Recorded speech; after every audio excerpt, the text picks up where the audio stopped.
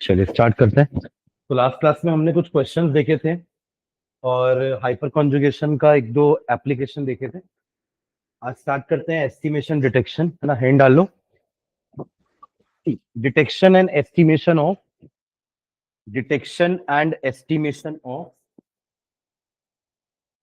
Hand डाल लिए थे क्या? क्या लिखे थे पूरा?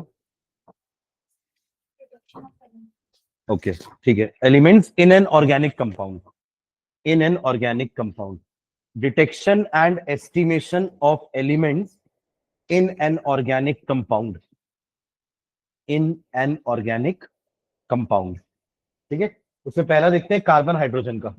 ऑर्गेनिक कंपाउंड की बात करें तो पहले कार्बन हाइड्रोजन का देखते हैं। पहले लिख लो detection and estimation of carbon and hydrogen, carbon and hydrogen, carbon and hydrogen. तो पहले डिटेक्ट करेंगे फिर एस्टिमेट करेंगे, ठीक है। पहले देखे तो है कि नहीं है, होने के बाद ही तो आप बताओगे ना कि कितना है। ठीक है, तो estimation and detection of carbon and hydrogen. नीचे लिखना the presence of carbon and hydrogen, the presence of carbon and hydrogen, the presence of carbon and hydrogen in an organic compound, in an organic compound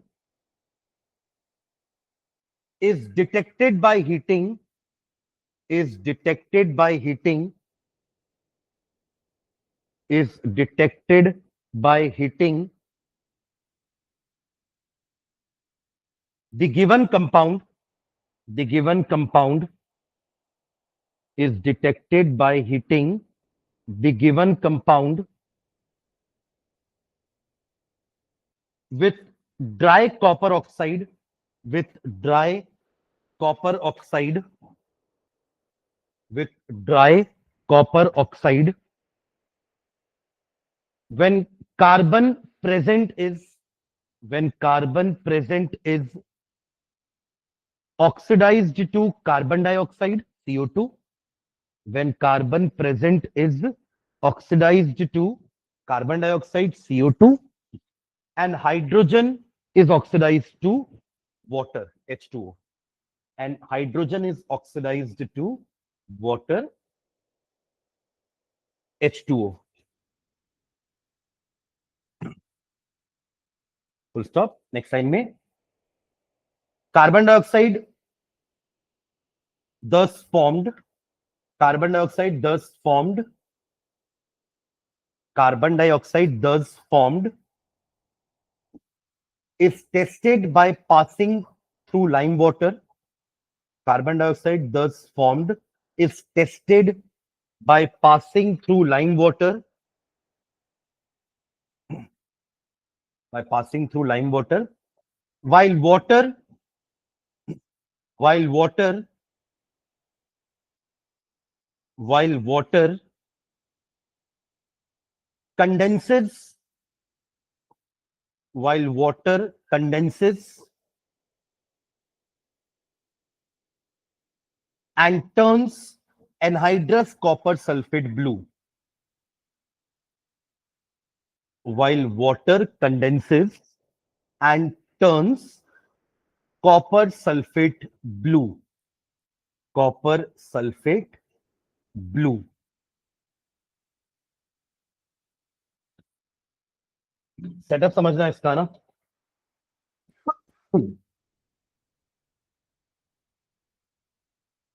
हमने एक test tube में copper oxide और वो organic compound जो मैंने आपको दिया था ये पता लगाने के लिए, या मैंने ऑर्गेनिक कंपाउंड भी नहीं बोलता, मैंने सिर्फ बोला आपको कि एक कंपाउंड है।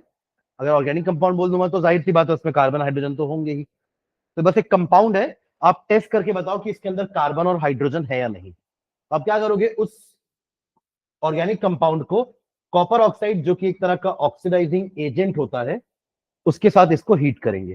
हीट करने के लिए आपने बर्नर ले लिया नीचे, है ना, बंसन बर्नर ले लिया हमने, हीट कर दिया। तब तक हीट करेंगे जब तक कि सारा का सारा कार्बन अगर इसमें होगा तो वो कार्बन डाइऑक्साइड में चेंज हो जाएगा ऑक्सीडाइज होकर के, और जितना भी हाइड्रोजन होगा वो सब चेंज हो जाएगा H2O वाटर में। फिर यहां से जो भी एक दोनों गैस के फॉर्म में निकलेंगे, इनको हम आगे लेकर के जाएंगे। एक और बल्ब जैसा स्ट्रक्चर रहेगा यहाँ पर, जिसमें यहाँ पे ना मैंने कॉपर सल्फेट का पाउडर डाल के रखा है। क्या रखा है? कॉपर सल्फेट एनहाइड्रस वाला, जो कि व्हाइट कलर का होता है। पर जैसे इसमें पानी पड़ता है ना, तो ये CuSO4.5H2 हो जाता है, ब्लू विट्रियल, और ये ब्लू कलर का हो जाता है। ऐसा सिर्फ पानी पड़ने पर ही होगा। मतलब अगर वाकई में यहां से पानी आ रहा होगा, स्टीम आ रही होगी, तो ये ठंडा है, कंडेंस होने के बाद वो पानी या वो स्टीम लिक्विड बन जाएगी। कंडेंसेशन समझते हैं ना, गैस कन्वर्टिंग इनटू लिक्विड। यहां से तो वो वेपर बन के ही आ रहा था, ये सब वेपर है। पर यहां आने के बाद ये वाला तो बीकर ठंडा है ना हमारा, ये बल्ब जैसा जो स्ट्रक्चर है तो ठंडा है। तो यहाँ पे जैसे ही वो ठंडे से टकराया, तो पानी का बूंद नीचे आया, और वो आके कॉपर सल्फेट को मिलकर क्या बन गया उसका? कॉपर सल्फेट .5H2O, और वो ब्लू हो गया। अगर वो ब्लू हुआ तो ये श्योर है कि जो वहां से आया वो पानी है, और पानी है तो हाइड्रोजन होगा। करेक्ट। और जो भी गैस बच गई, वो गैस को अपन ने पास करा दिया थ्रू लाइम वाटर। यहां लाइम वाटर था। अगर ये लाइम वाटर मिल्की हुआ, ये तो अपन टेस्ट बचपन से पढ़ते आ रहे हैं ना, कि carbon dioxide turns lime water milky. अगर ये लाइम वाटर मिल्की हुआ, इसका मतलब एक गैस कार्बन डाइऑक्साइड तो आई है। बाकी और कुछ आ रहा होगा तो पता नहीं। अभी अब तो अपन कंपाउंड में कार्बन और हाइड्रोजन का डिटेक्शन करना है। तो डिटेक्शन करने के लिए अगर ये ब्लू हुआ तो हाइड्रोजन है, ये मिल्की हुआ तो कार्बन डाइऑक्साइड भी बना है। और कार्बन डाइऑक्साइड बना है मतलब कार्बन है हमारे कंपाउंड में, और वाटर बना है मतलब हाइड्रोजन भी है हमारे, क्योंकि इससे तो ऑक्सीजन ही आएगा ना, और कॉपर ही आएगा। ये तो नहीं दे देगा ना कार्बन कहीं से, वरना आपको बोलेगा सर ये इससे तो नहीं आया, इससे कहां से आएगा? कॉपर ऑक्साइड में कॉपर और ऑक्सीजन तो है, कार्बन होगा तो यहीं पे होगा, और हाइड्रोजन भी होगा तो इसी के पास होगा। यानी कि ये फिक्स हो गया कि हमारे कार्बन, हमारे कंपाउंड में कार्बन और हाइड्रोजन प्रेजेंट है। क्लियर है? तो रिएक्शन लिखना, सेटअप की जरूरत नहीं है, रिएक्शन लिखो। क्या क्या रिएक्शन होने वाला है? जो भी कंपाउंड में कार्बन था वो सब ऑक्सीडाइज होकर क्या बनने वाला है? Carbon dioxide. और ये कार्बन डाइऑक्साइड आपके लाइम वाटर को क्या कर देगा? Milky, because of the formation of calcium carbonate. Milkiness इसके कारण आती है। जितना भी आपके कंपाउंड में हाइड्रोजन है, that will be converted to water, and this water will react with your copper sulfate to make blue vitriol। ये ब्लू कलर हो जाएगा, ये ब्लू कलर हो जाएगा, और ये आपका मिल्कीनेस आ जाएगा। तो ये हो गया हमारा इसका डिटेक्शन। ठीक है।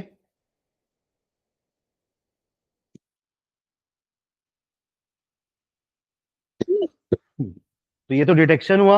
अब इसका एस्टिमेशन भी करना पड़ेगा, है ना। एस्टिमेशन यानी कि कितना अमाउंट प्रेजेंट है, कार्बन कितना है उसमें, कितना परसेंट कार्बन है, कितना परसेंट उस कंपाउंड में हाइड्रोजन है। ठीक है। परसेंटेज कॉम्पोजिशन, याद अपन यूनिट 1 में परसेंटेज कॉम्पोजिशन पढ़ते थे। परसेंटेज, किसी भी एलिमेंट का परसेंटेज निकालना है, परसेंटेज ऑफ दैट एलिमेंट, तो कैसे निकालते थे? Mass of that element, mass of element upon total mass of the compound जिसमें वो प्रेजेंट है, इनटू 100। तो ऐसे अपन मास परसेंटेज निकाल सकते हैं। पर उसके लिए आपको पता होना चाहिए कि कार्बन का मास कितना है। आपको आपको जो मैंने दिया वो W ग्राम होगा ऑर्गेनिक कंपाउंड का। उसमें से कार्बन कितना ग्राम है, हाइड्रोजन कितना ग्राम है, दोनों को डिवाइड करोगे इनटू 100, तब तो आएगा कार्बन का परसेंटेज एंड हाइड्रोजन का परसेंटेज। ठीक है। तो ये तो हमारा डिटेक्शन पार्ट हो गया। रिएक्शन लिख लीजिए चारों। ठीक है। चलो नीचे एस्टिमेशन का देखते हैं। नीचे लिखना, for estimating the amount of carbon and hydrogen, for estimating the amount of carbon and hydrogen, for estimating the amount of carbon and hydrogen, for estimating the amount of carbon and hydrogen in a given mass of compound, in a given mass of compound, in a given mass of compound,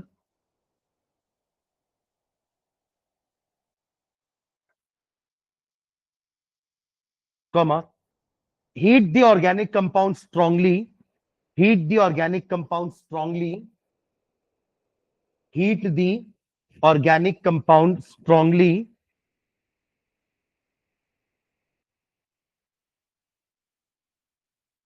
with excess of, with excess of dry copper oxide with excess of dry copper oxide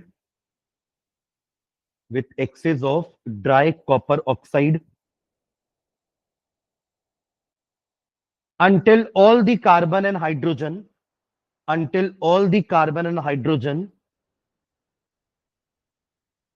is oxidized to CO2 and H2O. Is oxidized to CO2 and H2O.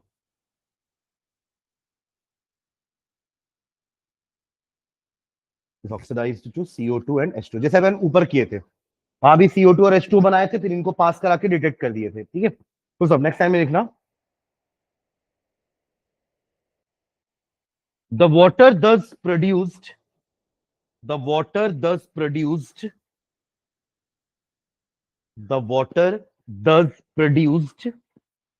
is absorbed in a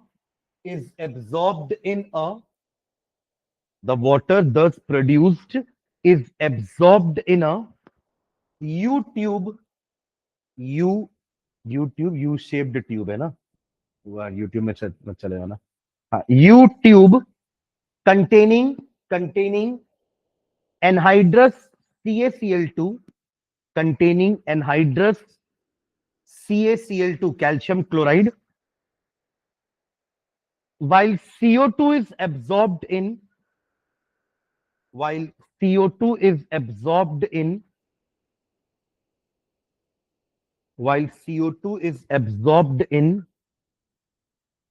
another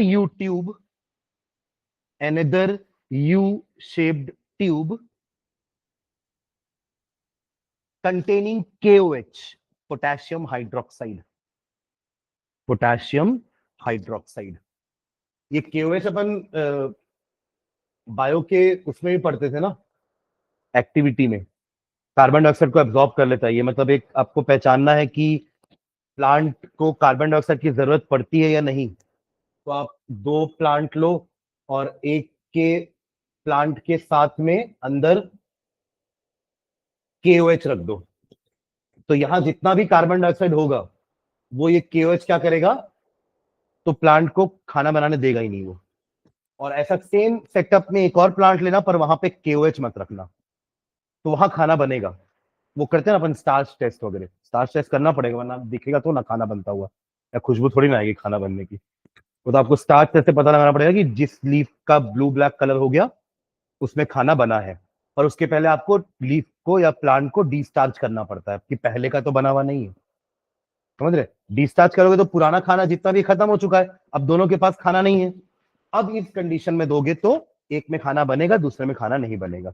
इससे prove हो जाएगा कि carbon dioxide is required for photosynthesis. समझ रहे हैं क्या. तो वहीं अपन पढ़ते थे कि KOH की प्रॉपर्टी होती है कि ये कार्बन डाइऑक्साइड को एब्जॉर्ब कर लेता है. एंड एब्जॉर्ब करने के बाद क्या होगा पता है, KOH का मास बढ़ जाएगा. तो आप दोनों यू शेप्ड ट्यूब में एक में रखोगे क्या, एनहाइड्रस CaCl2, और दूसरे यू शेप्ड ट्यूब में रखोगे KOH. पर पहले से वजन करके, मान लो इसका x ग्राम था, CaCl2 वाले यू शेप ट्यूब का मास आया था विथ यू शेप ट्यूब. समझ रहे मैं क्या बोल रहा हूं. इसके साथ वजन करेंगे x ग्राम आया, इसके साथ मेजर करें y ग्राम आया. ये कब है, रिएक्शन शुरू होने से पहले का वजन. अब आपने यहीं पर वो गैस को लाया और यहां पे आपने वो कॉपर ऑक्साइड के साथ अपने ऑर्गेनिक कंपाउंड को हीट किया, तो कार्बन डाइऑक्साइड जितना भी बना वो एब्जॉर्ब हो जाएगा KOH के कारण, और जितना भी वाटर बना that will be absorb by CaCl2. इससे इन दोनों ड्यू ट्यूब का मास बढ़ जाएगा, बढ़ेगा. इसका बढ़ के लेट से हो गया Z ग्राम और इसका बढ़ के हो गया A ग्राम. तो ये जो डिफरेंस निकलेगा ना, इससे पता चल जाएगा कि कितना पानी था और कितना कार्बन डाइऑक्साइड था. आप समझ रहे हो मैं क्या बोल रहा हूं. मतलब पहले से अगर इसका वजन 200 ग्राम था और पूरा रिएक्शन होने के बाद पानी एब्जॉर्ब करने के बाद लेट से वो 225 ग्राम हो गया होगा, इसका मतलब 25 ग्राम कहां से आया, पानी एब्जॉर्ब किया उसने, तो 25 ग्राम हो गया वाटर. और सेम काम इसमें भी करेंगे, KOH का वजन पहले लेंगे और रिएक्शन के बाद फिर से मेजर करेंगे यूट्यूब को. तो जो भी इंक्रीज इन वेट हुआ होगा that will be the weight of carbon dioxide. समझ रहे हैं क्या. ऐसे अभी अब कार्बन और हाइड्रोजन का मास नहीं निकला है, अभी तो कार्बन डाइऑक्साइड और वाटर का मास निकला है. फिर अपन थोड़ा बहुत मोल कंसेप्ट लगा करके हाइड्रोजन और कार्बन का मास निकाल लेंगे, ठीक है। तो इसका एक लाइन लिखना नीचे, the tubes are weighed, the tubes are weighed, उनका वजन किया जाएगा, are weighed before and after the combustion, before and after the combustion, before and after the combustion. Full stop. The increase in the mass of CaCl2, the increase in the mass of CaCl2, the increase in the mass of CaCl2, इससे क्या मिलेगा अपन को? Water का मास। CaCl2 का मास में जितना भी increment हुआ होगा वो पानी के कारण हुआ है, क्योंकि उसने पानी एब्जॉर्ब किया है। और KOH के मास में जितना भी इंक्रीमेंट हुआ होगा वो कार्बन डाइऑक्साइड कारण होगा, क्योंकि उसने कार्बन डाइऑक्साइड एब्जॉर्ब किया होगा। हाँ, तो the tubes are weighed before and after the combustion, full stop. The increase in the mass of CaCl2 gives the mass of water, gives the mass of water, gives the mass of water produced, gives the mass of water produced, while increase in the mass of KOH, while increase in the mass of KOH, while increase in the mass of KOH gives the mass of CO2 produced, gives the mass of CO2 produced, gives the mass of CO2 produced, ठीक है। चलो sir calculation करते हैं, formula derive करेंगे carbon का और hydrogen का, gives the mass of CO2 produced, calculation करेंगे, लिख लो नीचे, let the mass of organic compound taken, let the mass of organic compound taken W ग्राम। ये तो आप मेजर कर लोगे ना, जैसे ही मैंने आपको दिया कि कंपाउंड से बताओ, डिटेक्शन करके एस्टिमेशन करके बताओ कितना परसेंट कार्बन है, कितना परसेंट हाइड्रोजन है, तो आप सबसे पहले उस कार्बन, उस कंपाउंड को वजन कर लोगे, वो हमारा W ग्राम हो जाएगा। ये हमेशा नोन रहेगा हमें, सुन रहे हैं?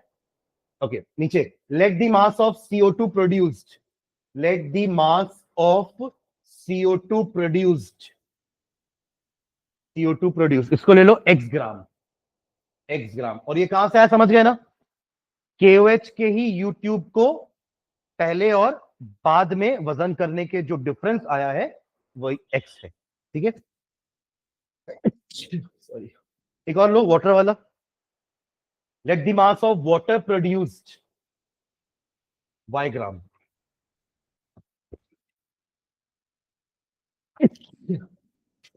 y ग्राम, ठीक है। चलो कार्बन की करके दिखा रहा हूं मैं आपको कैलकुलेशन, आप ऑक्सीजन की खुद से करना। मोल कंसेप्ट लगाने वाले हैं, हमें पता है 44 ग्राम कार्बन डाइऑक्साइड में 12 ग्राम कार्बन होता है, यस और नो? 44 ग्राम कहां से आया? इसका मोलर मास 12 प्लस 32, ऑक्सीजन का 16 होता है, 2 है तो 32, 32 प्लस 12 इज 44। तो 44 ग्राम कार्बन डाइऑक्साइड में कितना ग्राम कार्बन है? 12 ग्राम है। तो 1 ग्राम कार्बन डाइऑक्साइड में कितना कार्बन होगा? 12 बाय 44 ग्राम ऑफ कार्बन। तो x ग्राम में कितना होगा? 12x bye 44 gram carbon. और हमें तो परसेंटेज निकालना है, तो percentage of carbon will be equal to, इतना तो मास आ गया ना, इतना मास, पर ये है किसमें प्रेजेंट? W ग्राम में। आप परसेंटेज तो कंपाउंड में से ही निकालोगे ना, कि इतने कंपाउंड में से कार्बन इतना है, तो कार्बन का मास अपॉन कंपाउंड का मास इंटू 100। तो परसेंट ऑफ कार्बन कितना? 12x upon 44 into W, W नीचे रहेगा ना, इंटू 100। ये हमारा परसेंटेज ऑफ कार्बन का फॉर्मूला आ गया। क्या किया हमने यहाँ पे? 12 इंटू एक्स क्या होता है? Mass of CO2 produced after heating that compound, divided by 44 क्या है? Molar mass of CO2 into W क्या है? Mass of organic compound taken, जो आपने एनालिसिस करने के लिए कंपाउंड लिया है उसका वजन, उसी का तो परसेंटेज बता रहे हो आप, कि इसमें इतना परसेंट कार्बन है, इतना परसेंट हाइड्रोजन है, इंटू 100। सेम काम आप हाइड्रोजन के साथ करो जल्दी से, तो हाइड्रोजन का फॉर्मूला आ जाएगा। है जी। हाँ हाँ, इंटू 100, हाँ। वहां वाटर का मोलर मास ले लेना है ना।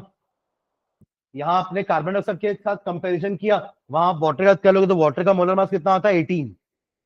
तो 18 ग्राम में, 18 ग्राम पानी में 2 ग्राम हाइड्रोजन होता है। अब कर लो कैलकुलेशन।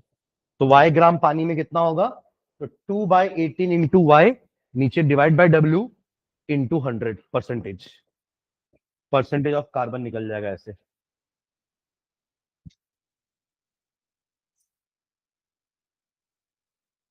क्लियर है ये? गौरीशा, सार्थक, समझ में आया क्या?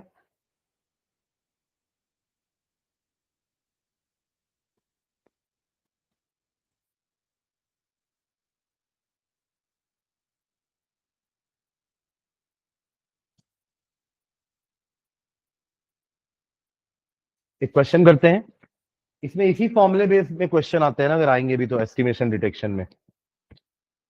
तो अपन अभी कार्बन हाइड्रोजन का किए हैं, इसके बाद एक हाइड्रोजन का होता है, नाइट्रोजन का होता है, फॉस्फोरस, सल्फर, लास्ट में ऑक्सीजन। इन सबका करना है एक एक करके, जिसमें सबसे इंपॉर्टेंट आपका नाइट्रोजन है ना। उसके नेम मेथड्स हैं, उससे एस्टिमेशन वाले मेथड्स इंपॉर्टेंट है उसके, है ना।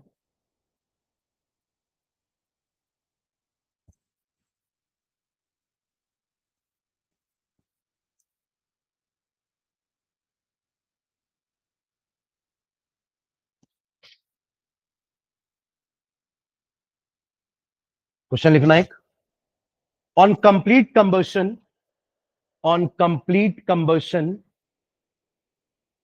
On complete combustion, 0.246 gram, 0.246 gram of an organic compound, ये डब्ल्यू है हमारा, है ना। On complete combustion 0.246 gram of an organic compound give 0.198 gram of carbon dioxide, 0.198 gram of carbon dioxide, 0.198 gram of carbon dioxide and 0.1014 gram of water, 0.1014 gram of water. आपको ये W x Y तीनों दे दिया ना, समझ में आया है क्या लिखा है? एक ऑर्गेनिक कंपाउंड जिसका वजन है 2.246 ग्राम, इसको जब आपने कंप्लीटली कंबस्ट किया तो आपको कार्बन डाइऑक्साइड कितना मिला, वही KOH को नाप करके पता चला, और एनहाइड्रस AlCl2 को नाप करके बाद में पहले पता चला कि वाटर और कार्बन डाइऑक्साइड इतना इतना बना है, full stop. Determine the percentage composition of carbon and hydrogen in the compound, determine the percentage composition of carbon and hydrogen in the compound. यही फॉर्मूला यूज करना है कार्बन के लिए। हाइड्रोजन वाला फॉर्मूला आप लोग निकाल लियो ना, percentage of hydrogen is equals to 2y/18w into 100। ठीक है, पहले कार्बन निकाल लो, फिर हाइड्रोजन निकाल लेना।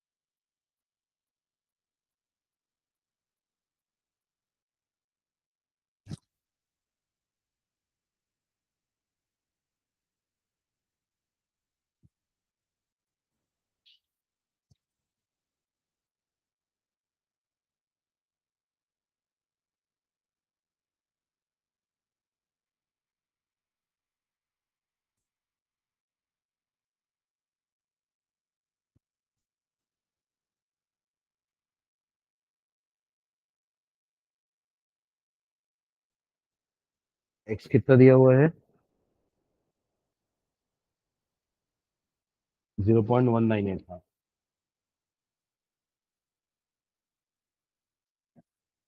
Mass of compound 0.246।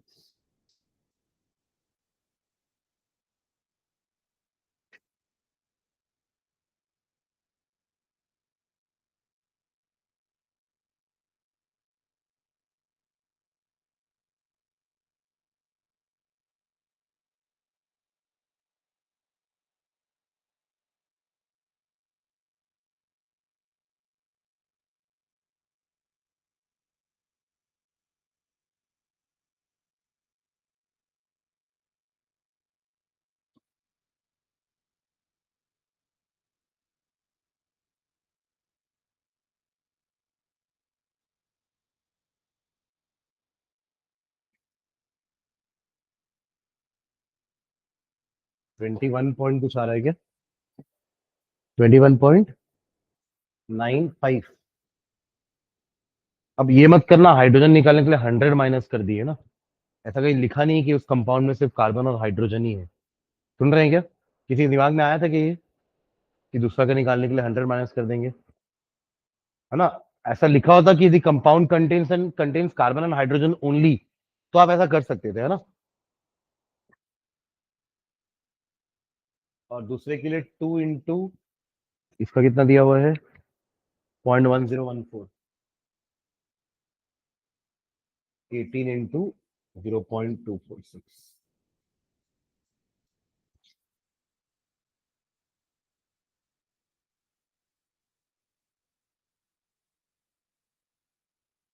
हाँ,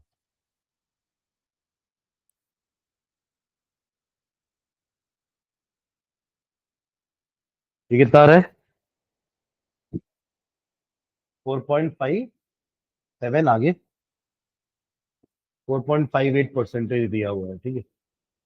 7 के बाद कोई बड़ा नंबर होगा तो अप्रोक्सीमेट कर दिया उसको, 4.58। ठीक है, तो आप देख रहे हो ना, दोनों को ऐड करके 100 नहीं आएगा। इसका मतलब कंपाउंड में और भी कुछ है। कार्बन हाइड्रोजन के अलावा हो सकता है ऑक्सीजन हो सकता है सल्फर हो सकता है फॉस्फोरस हो सकता है कोई हैलोजन हेलो एल्केन हो सकता है। ठीक है, डन। चलिए नेक्स्ट लाइन डालना, detection and estimation of halogens. Detection and estimation of halogens.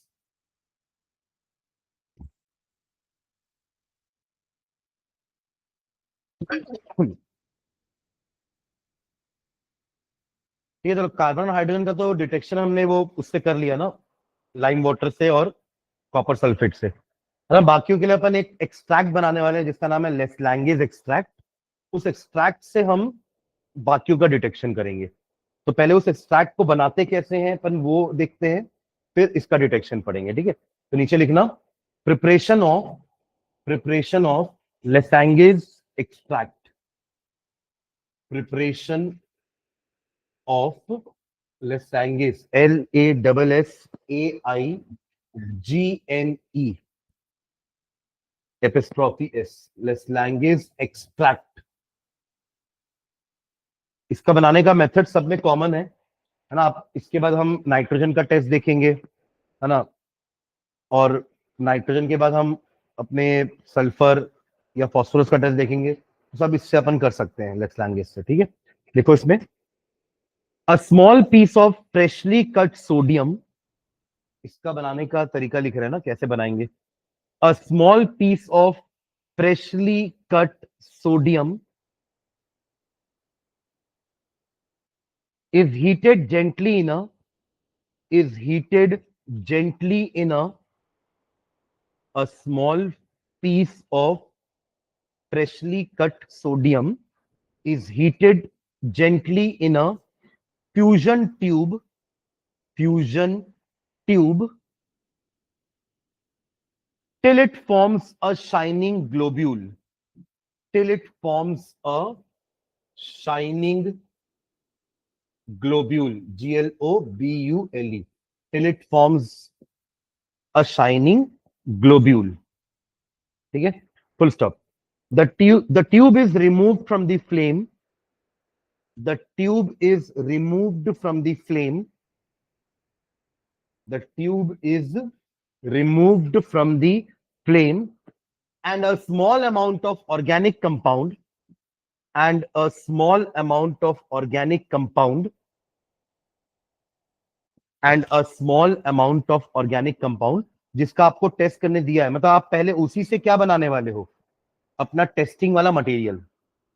मतलब आपको इस कंपाउंड का में टेस्ट करना है कि इसमें हैलोजन है कि नहीं। पहले आप इस कंपाउंड से ही एक ऐसा मटेरियल बनाओ जिससे आप टेस्ट करोगे कि इसमें वो हैलोजन है या नहीं। समझ रहे हैं क्या, मतलब उसका टेस्ट करने का चीज भी इसी से बनेगा। ठीक है, तो क्या लिखिए, the tube is removed from the flame and a small amount of organic compound is added and the tube heated strongly and the tube heated strongly and the tube heated strongly till it becomes red hot, till it becomes red hot। Tube red hot नहीं होगा ना, अंदर का material red hot होगा ना। till it becomes red hot, full stop। the hot tube is then the hot tube is then the hot tube is then put into a china dish, put into a china dish containing distilled water। the hot tube is then put into a china dish containing distilled water, full stop। the contents of the china dish, the contents of the china dish are boiled for few minutes, are boiled for few minutes। अब उसमें तीन चीजें आ चुकी है ना, पानी भी है, सोडियम भी है और आपका ऑर्गेनिक कंपाउंड भी है। ठीक है, the contents of the china dish are boiled for few minutes, comma cooled, तो ठंडा किए, एंड फिल्टर्ड, एंड फिल्टर्ड। ठीक है, फिल्टर करने के बाद जो भी आपका अनडिजोल्व सोडियम होगा, आपका ऑर्गेनिक कंपाउंड होगा, वो ऊपर रह जाएगा और जो नीचे आया उसको अपन क्या बोलते हैं, फिल्ट्रेट बोलते हैं। इसी फिल्ट्रेट को बोलते हैं अपन Lassaigne's extract, full stop. The filtrate is called the filtrate is called Lessange's extract, Lessange's extract, और इसका एक और नाम है और सोडियम फ्यूजन एक्सट्रैक्ट, और sodium fusion extract, sodium fusion extract. तो हर बार जैसे अपन नाइट्रोजन का भी टेस्ट करेंगे तो उस कंपाउंड को आप इस सोडियम फ्यूजन के साथ मिक्स करके और हीट करके फिल्टर कर देना।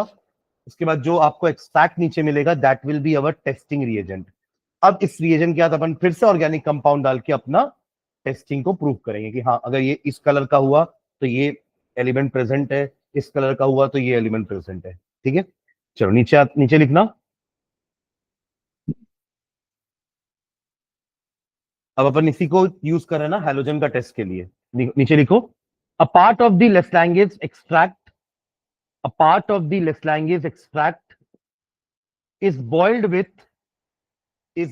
with a part of the Lessange's extract is boiled with dilute HNO3, dilute HNO3 and cooled, full stop। A few drops of sodium nitrate solution are then added, a few drops of silver nitrate, a few drops of sodium nitrate बोल दिया था क्या, sorry silver nitrate, a few drops of silver nitrate solution is then added, is then added, is then added।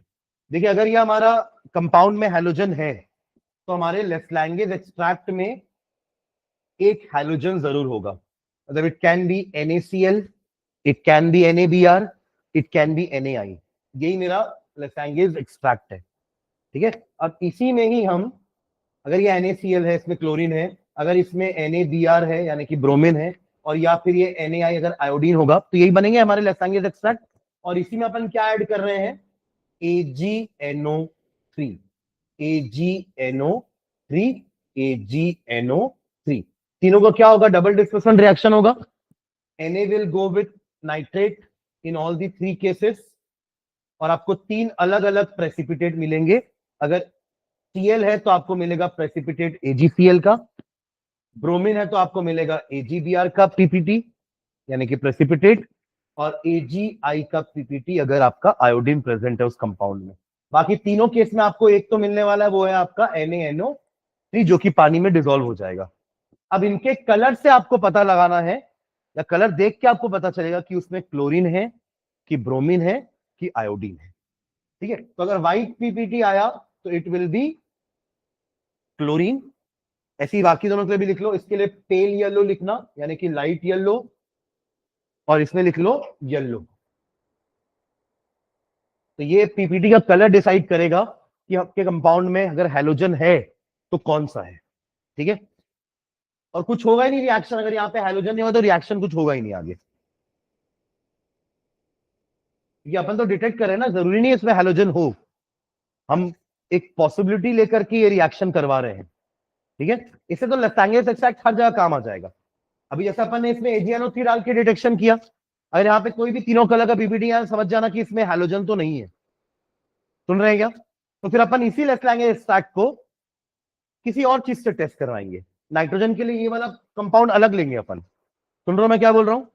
अगर nitrogen होगा तो अपन ये वाला compound अलग लेंगे। हैलोजन के लिए अपन ने ये लिया क्योंकि सिल्वर जो है वो पीपीटी बनाता है हमारे हैलोजन के साथ। आपको याद है AgCl, हम पढ़ते थे AgCl AgBr का वो डिकम्पोजिशन होता था, फोटोकेमिकल डिकम्पोजिशन लाइट के प्रेजेंस में, तो ये लोग का कलर चेंज होता था। तो उसका कारण था कि क्लोरीन गैस का रिमूवल हो जाना, ब्रोमीन गैस का रिमूवल हो जाना, लिविंग बिहाइंड सिल्वर, ठीक है। तो ऐसे डिटेक्शन हो गया by seeing the colour of precipitate, ठीक है। अब इसका एस्टिमेशन करते हैं, ठीक है। एस्टिमेशन करेंगे, नेक्स्ट टाइम में लिखना।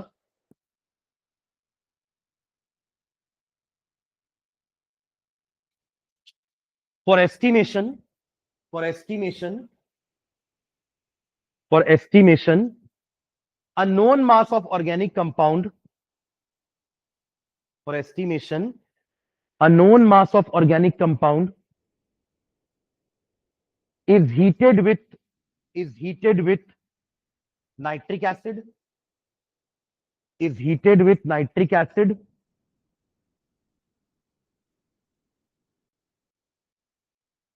and a few crystals of AgNO3 and a few crystals of AgNO3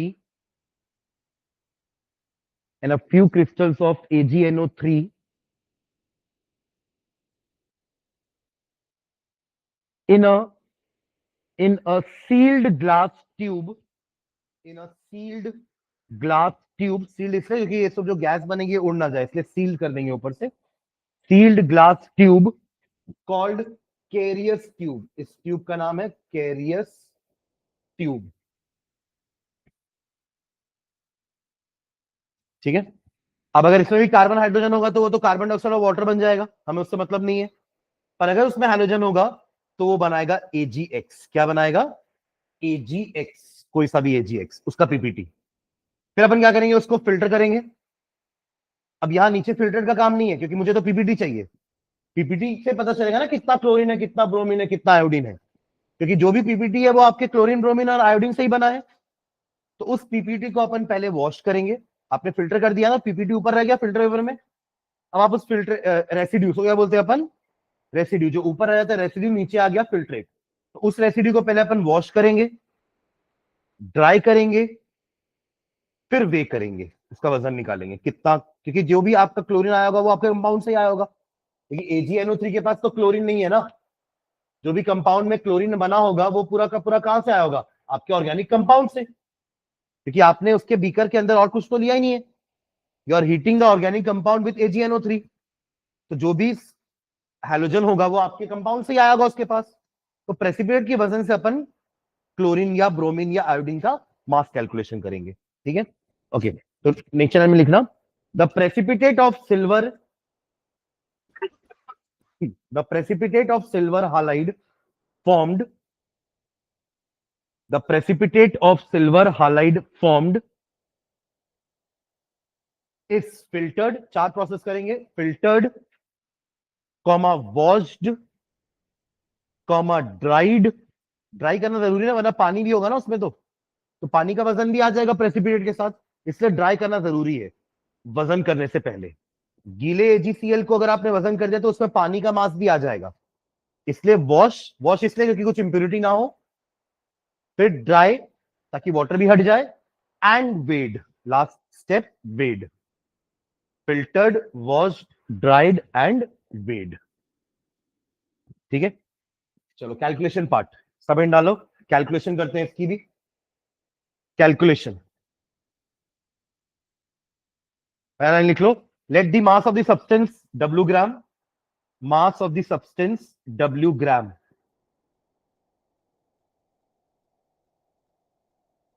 ठीक है, नेक्स्ट लाइन में, let the mass of silver halide formed, let the mass of silver halide यानी कि AgX formed be X gram, वही जिसको अभी आपने filter, wash, dry और वे किया ना, ये वही एक्स ग्राम है। ठीक है,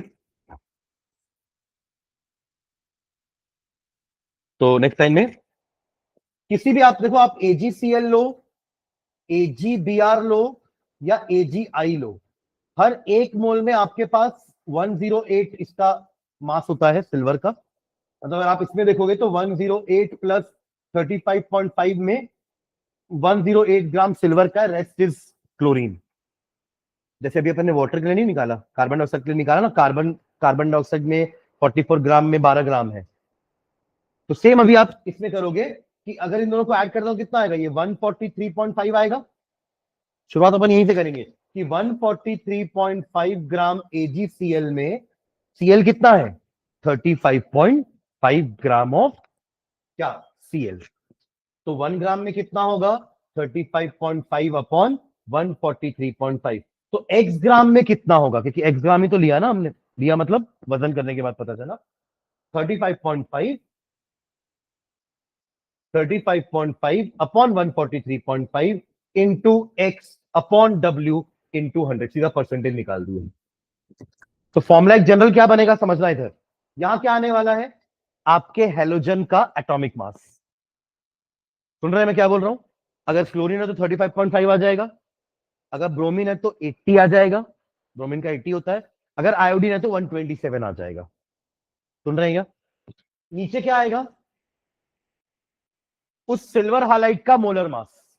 AgCl था तो अपन ने Ag और सिल्वर के मास को ऐड कर दिया। सुन रहे हो मैं क्या बोल रहा हूं, AgBr होगा तो आप Ag और ब्रोमीन के मास को ऐड करके नीचे लिखोगे, बाकी ये तो सेम रहेगा, x into W, x upon W into 100। ठीक है, तो जनरलाइज फॉर्मुला बना सकते हैं अपन, नीचे लिखना, 1 mole of AgX contain, 1 mole of AgX contain, 1 mole of AgX contain, X मतलब हैलोजन है ना, 1 mole of AgX contain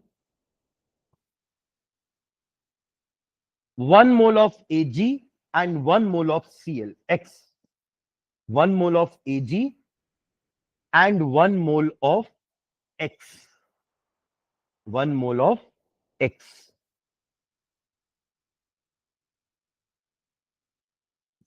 That is, नीचे लाइन में रहेगा, that is 108 plus atomic mass of X is equals to, कितना हो जाएगा ये हमारा,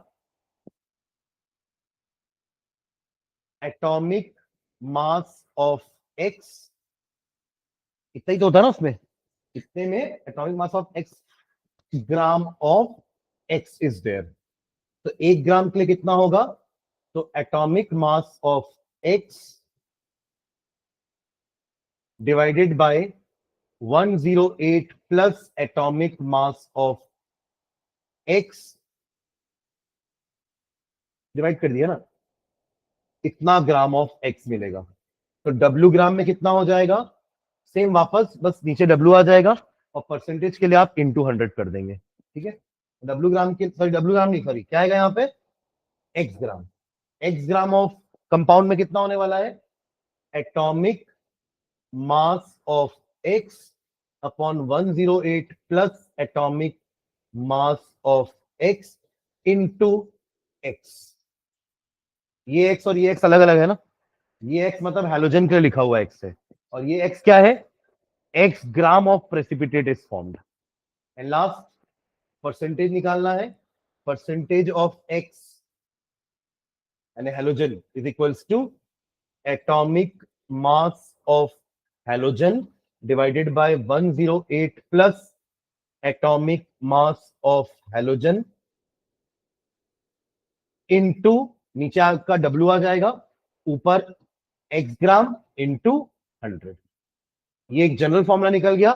आप क्लोरीन ब्रोमीन के लिए अलग अलग लिख लो, percentage of chlorine, percentage of bromine, percentage of iodine. 35.5 upon 143.5 into X upon W into 100। बाकी दोनों फॉर्मूला लिख लोगे क्या, ब्रोमीन का 80 होता है और आयोडीन का 127। कंप्लीट कर लो बाकी दोनों फॉर्मूले।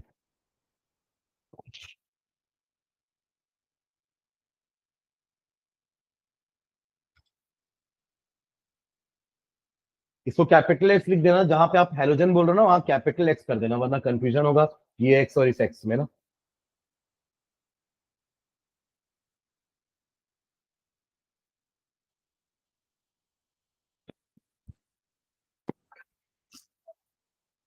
वन 2780, यहाँ पे 80 आ जाएगा, यहाँ पे 108 plus 80, 188 into x upon W into 100।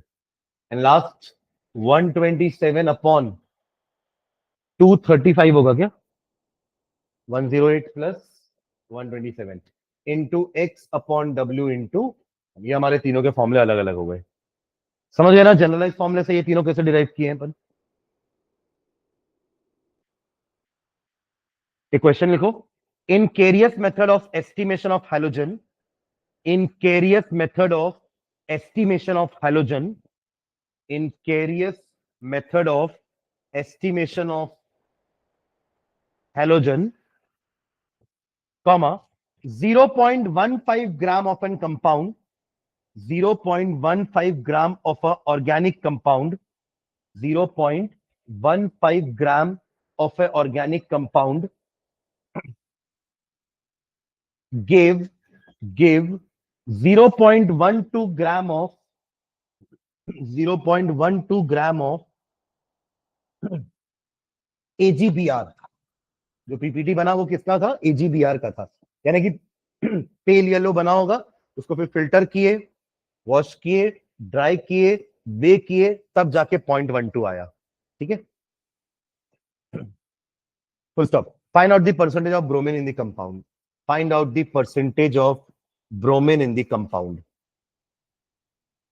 Find out the percentage of bromine in the compound. तो ब्रोमीन वाला फॉर्मूला यूज करेंगे है ना।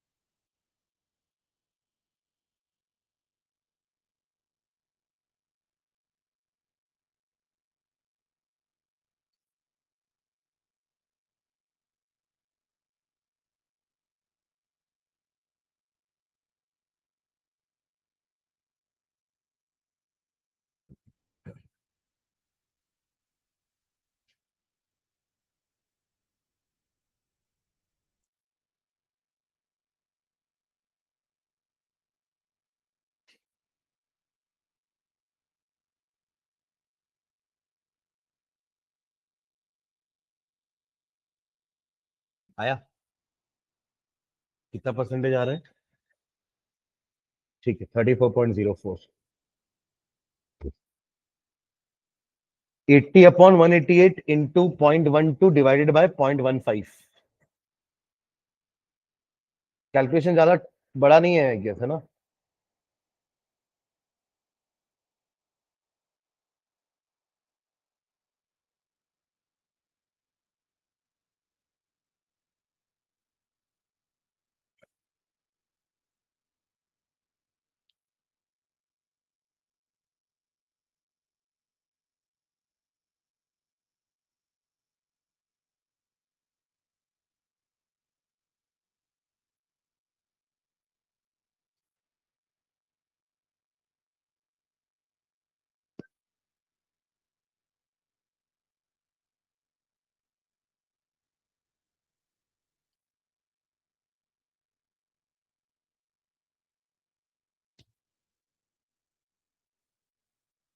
आया क्या सबका?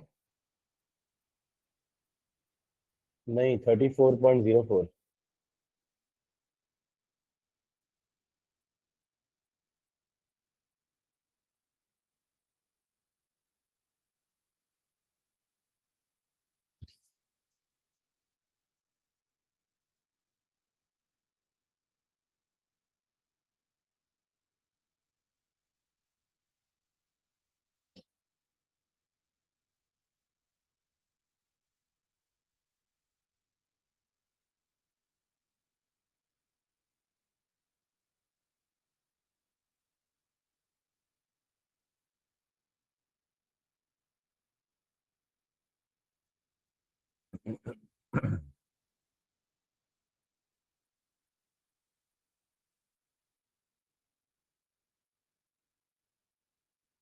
ठीक है, नहीं आ रहा है।